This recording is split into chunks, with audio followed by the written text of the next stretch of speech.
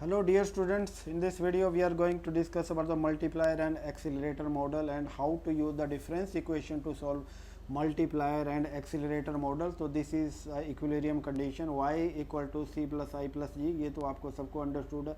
अब यहाँ पे ct का वैल्यू दे रखा है 0.8 जो कि हमारा जो MPC है वो किस पे डिपेंड करता है, हमारी पास्ट ईयर की इनकम पे डिपेंड करता है। उसी तरह इन्वेस्टमेंट दिया गया, investment is the function of the change in the consumption level. तो हमारे कंजम्पशन में जो चेंज आ रहा है उस पर हमारा इन्वेस्टमेंट डिपेंड कर रहा है। और आपको पता है कि जो ct लिख रहे हैं हम, तो ct किस पे, ct किसके इक्वल है, हमारा यहाँ पे ct 0.8 y t माइनस 1 के इक्वल है। और इसी तरह ct माइनस 1 किसके इक्वल होगा, वो उसका भी एक पीरियड पीछे होगा। ठीक है, तो ct को आप ऐसे लिख सकते हैं 0.8 y t माइनस 2। ठीक है, तो इस चीज़ तरीके से आप लिख सकते हैं इनको। तो इनसे क्या होगा कि हमें इनको सॉल्व करना काफ़ी आसान हो जाएगा। ओके, तो देखिए चलते हैं आगे, करते हैं हम किस तरह से हम इसको सॉल्व करेंगे। तो पहला हमारा स्टेप है कि हम इनको इसमें सब्स्टिट्यूट करेंगे। तो ये आ जाएगा y t equal to 0.8 y t minus 1, okay, and plus ये आ जाएगा 4 और यहाँ पे आ जाएगा 0.8 y t minus 1 and minus 0.8 y t minus 2। ठीक है, यहाँ तक आ गया। अब इसके बाद हमें क्या करना है कि जो गवर्नमेंट का जो एक्सपेंडिचर दे रखा है उसको सब्स्टिट्यूट करना है, दैट इज़ प्लस 100 के इक्वल आ गया। इसको और सिंप्लीफाई करेंगे, ये आ जाएगा y t equal to 0.8 y t minus 1 plus इसको करेंगे तो ये आ जाएगा 3.2 वाई टी माइनस 1 और ये आ जाएगा minus 3.2 y t minus 2 plus 100। ठीक है, यहाँ तक आ गया। अब हमें यहाँ पे क्या करना है कि देखिए ये t माइनस 2, t माइनस 1 और t माइनस 1 दोनों एक ही हैं, तो ये क्या हो जाएंगे, ये प्लस हो जाएंगे। ठीक है, तो प्लस हो जाएंगे तो इनके किसके इक्वल बन जाएंगे, ये 4 के इक्वल बन जाएंगे। ठीक है, तो ये प्लस हो जाएंगे तो ये आ जाएगा y t equal to 4 y t minus 1 और आगे माइनस में 3.2 वाई टी माइनस 2 ऐसा ही रहेगा। इसको 100 कर देते हैं। अब देखिए हमें क्या करना है कि इनको राइट हैंड साइड ले जाएंगे हम, किनको, ये हमारे पास इक्वेशन आया हुआ है, इसको हम राइट हैंड साइड ले जाएंगे, सॉरी लेफ़्ट हैंड साइड ले जाएंगे इसको।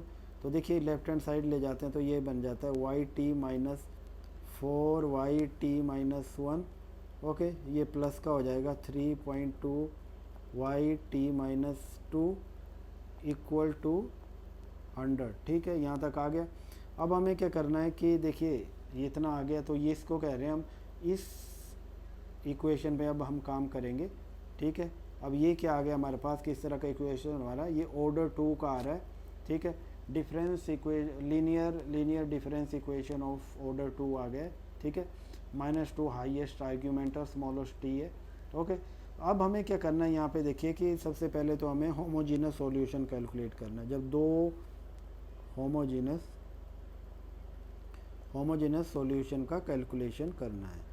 होमोजेनियस सॉल्यूशन कैसे कैलकुलेट होगा वो मैं अभी बताऊंगा। तो अब देखिए इसको मैं वंस अगेन वैसे लिख रहा हूँ, y t minus 4 y t minus 1 plus 3.2 y t minus 2।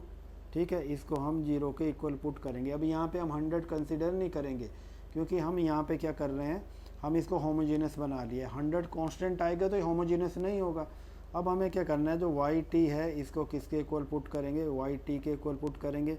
तो ये आ जाएगा b t minus 4 b t minus 1 plus 3.2 beta t minus 2 equal to, मैं 0 कर रहा हूँ। अब यहाँ पे देखिए जो हाईएस्ट आर्ग्यूमेंट है माइनस वाली जो होती है उसको हम कॉमन ले लेते हैं। तो ये आ जाएगा बीटा टी माइनस 2, ओके।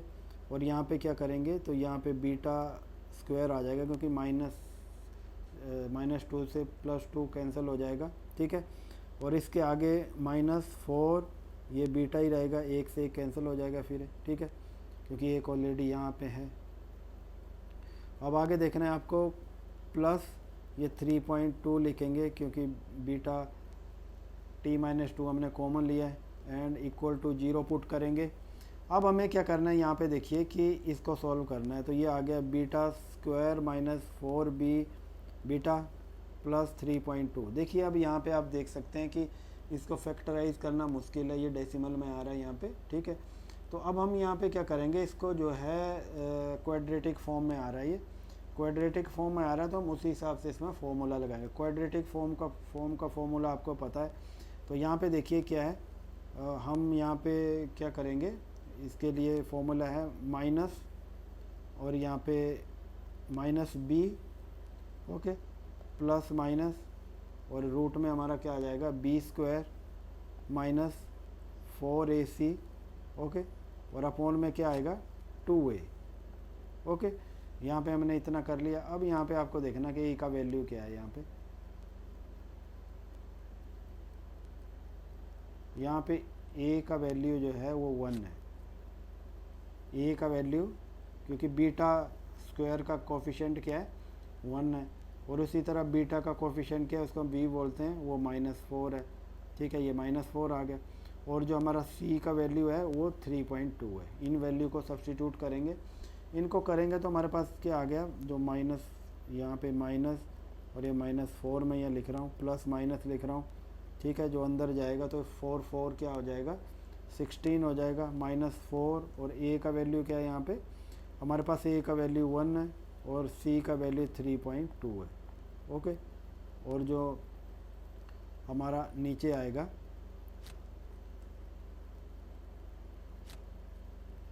जो डिनोमिनेटर में आएगा वो हमारा 2 आएगा, क्योंकि 2a का वैल्यू 1 है, या फिर ऐसे लिख सकते हैं, ओके। तो ये कर लिया हमने। अब देखिए इसको सॉल्व करेंगे तो ये आ जाएगा, यहाँ पे आएगा 4, ओके, ये प्लस माइनस, और इसको करके ये आ जाएगा 16 माइनस 12.8, और आगे करेंगे आएगा 4 प्लस माइनस, और इसमें आ जाएगा ये 3.2 अपॉन 2 आ गया। इसको आगे सॉल्व करेंगे तो ये आ जाएगा 4 प्लस माइनस 1.78 आ गया, ठीक है, अपॉन में करेंगे तो ये आ जाएगा 2, ठीक है। तो इतना आ गया, तो इसको हम करेंगे, ये आ जाएगा 2 प्लस माइनस 0.89 आ गया, ठीक है। तो यहाँ पे दो वैल्यू आ रही है हमारे पास, एक आ रही है 2.89 और एक आ रही है 1.11, ठीक है। 2 में एक बार हमने 0.89 को माइनस किया, एक बार प्लस किया, ठीक है, तो ये वैल्यू हमारे पास आ गई। तो आपको ये ध्यान रखना, ये दो वैल्यू आ गई हमारी, बीटा 1 बीटा 2 बोल सकते हैं आप इनको। जब आपको पता है कि इस दो सेकंड डिग्री वाला जो केस होता है, सॉरी सेकंड ऑर्डर वाला जो केस होता है, तो उसमें जो हम करते हैं, जो भी जैसे y जो करते हैं, तो वो किसके इक्वल होता है, वो होता है C1, ओके, बीटा 1, और ये t plus C2 beta 2 t के इक्वल होता है, ठीक है। अब इसमें हम वैल्यू सब्स्टिट्यूट करेंगे, इसमें वैल्यू सब्स्टिट्यूट करेंगे तो क्या आ जाएगा हमारे पास, यहाँ पे देखिए ये आ जाएगा yt इक्वल टू C1, और बीटा की जगह एक 2.89 आ रहा है, ठीक है, और इसको मैं t करूँगा प्लस C2, और यहाँ बीटा की जगह 1.11 आ रहा है, और ये t कर देता हूँ, ठीक है। तो ये मेरा एक सॉल्यूशन आ गया। इसको क्या बोलते हैं हम, इसको आप इसको ये भी बोल सकते हैं, आप जो कह रहे हैं कॉम्प्लीमेंट्री फंक्शन भी बोल सकते हैं इसको,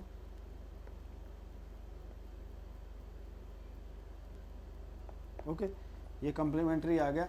अब हमें पर्टिकुलर सॉल्यूशन का कैलकुलेशन करना है, ठीक है, पर्टिकुलर सॉल्यूशन।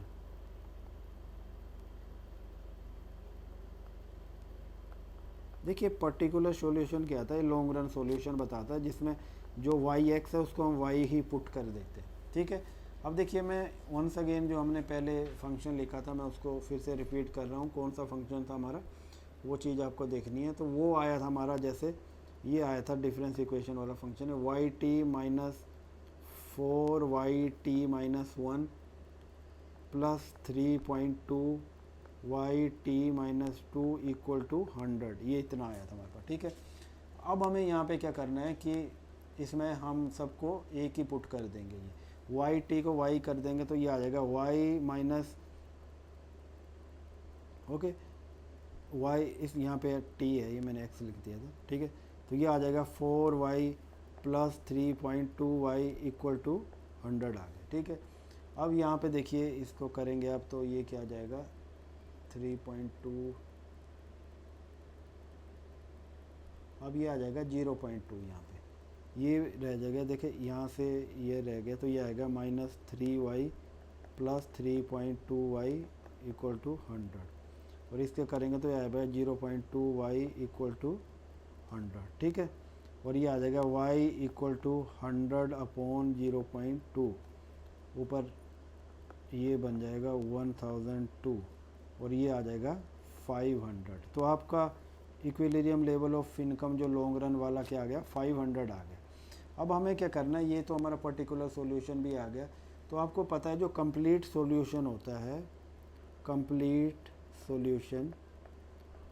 सॉल्यूशन जो होता है, जिसको मैं वाई टी लिखूँ ऐसे, तो वो हो जाता है आपका जो कम्प्लीमेंट्री प्लस वाई पी, जो मैंने यहाँ पे किया। तो कम्प्लीमेंट्री क्या था हमारे पास, C1 था, और बीटा की वैल्यू क्या थी 2.89 टी, ओके, देन प्लस ये C2 फिर थी 1.11 टी, ये तो हो गया मेरा कम्प्लीमेंट्री फंक्शन हो गया, प्लस जो हमारा अभी आया है कितना आया 500 आया।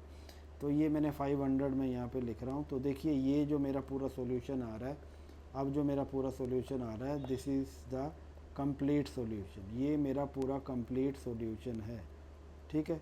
तो इसको हम कंप्लीट सॉल्यूशन बोलते हैं। और देखिए यहाँ पे मैंने बिल्कुल सिंपल तरीके से किया, क्योंकि यहाँ पे थोड़ा ज़्यादा स्टेप आ रहे थे। देखिए अब टाइम पाथ के बारे में देखना है, तो यहाँ पे देखिए डोमिनेंट कौन सा है, ठीक है। तो यहाँ पे देखिए, तो बीटा 1 का वैल्यू डोमिनेंट रूट जो बोलते हैं, ठीक है, हमें यहाँ पे डोमिनेंट रूट को देखना है। तो डोमिनेंट रूट की वैल्यू 2.89 है, ठीक है। तो 2.89 किसके इक्वल है, ये बीटा 1 के इक्वल है, एंड ये किसके ग्रेटर देन 1 है। तो इट मीन्स कि ये एक्सप्लोसिव है, time path is explosive, time path is explosive, मतलब ये मूव करता है। जैसे मैं यहाँ पे कोई एक लाइन ड्रॉ करता हूँ ऐसे, ठीक है, और ये यहाँ ऐसे करता हूँ, ठीक है। तो यहाँ पे देखिए ये टाइम पाथ जो है ये 500 में यहाँ पे कर देता हूँ, ठीक है, इस तरह से 500। तो इस तरह से ये डाइवर्ट करता हुआ जा रहा है, ओके, डाइवर्ज हो रहा है, पर ये ऐसा कोई फ्लक्चुएट नहीं कर रहा है ये नीचे की तरफ। देखे कई बार क्या होता है कि इस तरह से चलता है कि जैसे एक लाइन है तो ये ऐसे जा रही है, ऐसे जा रही है, ऐसे जा रही है, तो इस तरह से नहीं आ रहा है।